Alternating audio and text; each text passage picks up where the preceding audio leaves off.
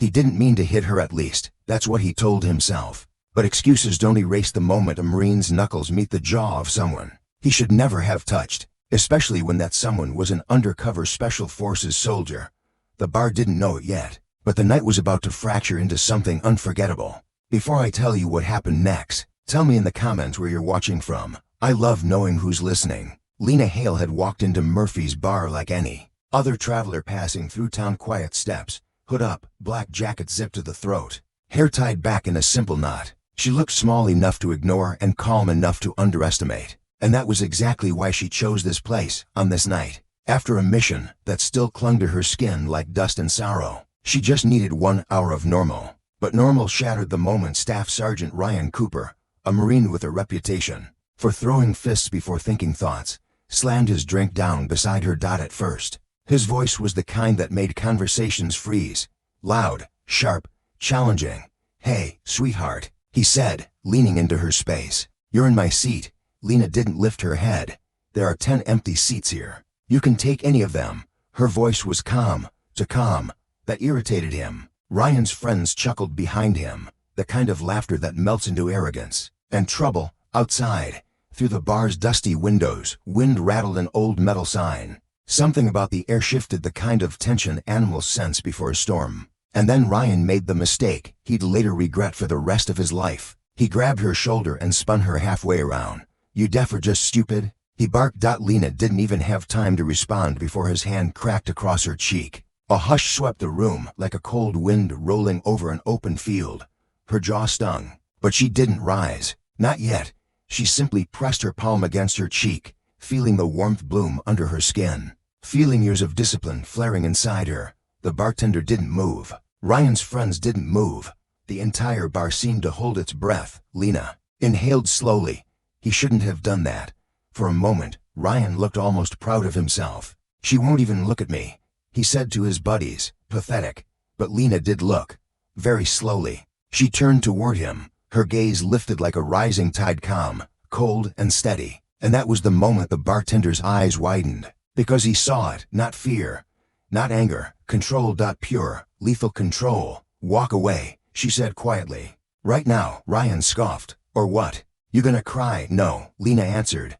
"But you might." A few patrons stood up. Chairs scraped. A man near the jukebox whispered, "Don't do this, man. Something's off with her." But Ryan was already too deep in the hole he'd dug. He shoved her hard. And for one split second, one heartbeat, Lena's fingers curled around the edge of the counter to steady herself. The coffee cup beside her trembled, tiny ripples shivering across its surface. Then the storm inside her broke loose. She stood. Her jacket shifted slightly, revealing the subtle, unmistakable outline of tactical gear hidden beneath civilian clothing. A chill rippled through the room. "Last warning," Lena said softly. Ryan swung. A heavy, clumsy punch, a punch meant to intimidate, not to land. But Lena wasn't where his fist traveled. Her movement was a blur, a whisper of motion so precise it stunned even the air around them. She stepped inside his reach, caught his wrist, twisted it, and drove his arm behind his back before he could blink. The bar gasped. Ryan's knees buckled. What are you?" he grunted. "A soldier," she said. "One who didn't come here to hurt anyone. But you crossed a line." She released him, letting him stumble forward. He didn't fall, his pride wouldn't allow it, but humiliation dripped from him like sweat. He charged again. She didn't fight. Not yet. She sidestepped, letting him crash into the counter, letting the reality sink in that he was outmatched, outskilled, out of his depth. His friends backed away, fear ripping through their bravado. One whispered, "Dude, she moves like military." Another whispered back, "No, not military. Something else." They were right. Lena Hale wasn't standard issue. She belonged to a covert special forces division so classified that her missions were erased before they were ever acknowledged. And tonight, she just wanted a moment of peace. But Ryan wasn't done. Humiliation is a dangerous fuel. He pulled a knife. A collective gasp burst from the bar. Someone shouted, "Call the police." Lena's pulse stayed steady. No panic, no fear, only a faint sadness that it had come to this. She lifted both hands, palms open. "Ryan," she said quietly, "don't do this. You don't want to." He lunged. What happened next unfolded so fast that eyes barely processed it. One step to the left, one twist of her torso, one hand snapping around his wrist, one swift, controlled movement disarming him so smoothly that the knife clattered harmlessly to the floor. She didn't strike him. She didn't choke him. She didn't break anything, though she easily could have. She simply placed him on the ground, face down, his arm immobilized behind him, her knee lightly on his back. And then the moment none of them expected, her voice broke. "Do you think I wanted this?" she whispered. "Do you think it feels good to use the things they trained me to do?" Her words, full of exhaustion and truth, spread across the bar like light breaking through fog. The crowd saw her differently now, not a threat, not a warrior, a woman carrying too much weight, too many memories, too many reasons she never asked. For Ryan didn't speak. His breath shook under her hold.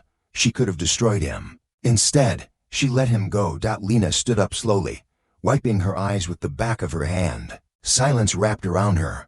The moral tension cut through everyone. What do you do when the person in the wrong is also a human being who never learned to be better? What do you do when the hero wishes she didn't have to be one? People shifted uncomfortably. A few stepped forward, mumbling apologies for not intervening sooner. The bartender offered her water. Hands trembling. Outside, neighbors from nearby apartments had come out, drawn by the shouts. They murmured to each other, forming a loose crowd on the sidewalk, staring through the bar's stained glass windows as if watching a scene from a movie. And then slowly Ryan stood. His pride had cracked open. His breath was ragged. He looked at her not with anger, but with shock. "I didn't know," he whispered. "You didn't need to," she replied softly. "Respect isn't given because of who a person is. It's given because of who you are." The words hit him harder than any punch she could have thrown. A long moment passed before he finally said the words he'd avoided his entire life. "I'm sorry." Lena nodded. Not in triumph, not in superiority. In forgiveness. Because that was the one thing her commanders could never train out of her. She walked toward the door. The crowd outside parted instinctively as she stepped into the cool night air. The breeze brushed against her cheek, stinging the place where Ryan had struck her. But it also carried something gentler. Peace, maybe a small piece of it. Behind her, the Marine stood in the doorway watching her leave, realizing that he had come within inches of ruining two lives, hers and his. She thought she'd never see him again. She was wrong. Months later, she would cross paths with Ryan Cooper again. But this time, he wouldn't be a man drowning in anger. He'd be someone climbing out of it, someone who chose discipline, humility, and growth because one woman refused to meet violence with violence. But that is another story, because kindness doesn't vanish. It waits, and it finds its way back. And sometimes the quietest person in the room is the one carrying the loudest truth. If you enjoyed this story, tell me your thoughts in the comments. And if you want more powerful stories like this, make sure to subscribe. Your support means the world.